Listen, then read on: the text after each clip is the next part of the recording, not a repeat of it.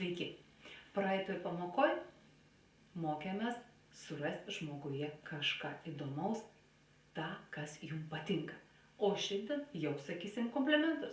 Ir manau, tai bus kur kas paprasčiau, nes kalbėsit apie tai, kas jums patinka.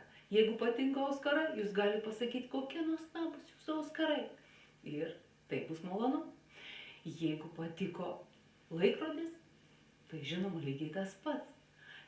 Plaukai, vėlgi apie tai, kas jums patiko. Ir pamatysit žmonių reakciją. Būtinai tai padarykit šiandien. Būtinai pasakykit nors vienam žmogui komplimentą. Būtent pasakykit apie tai, kas jums patiko. Tikrai pamatysit žmogaus reakciją. Ir būtinai parašykit man.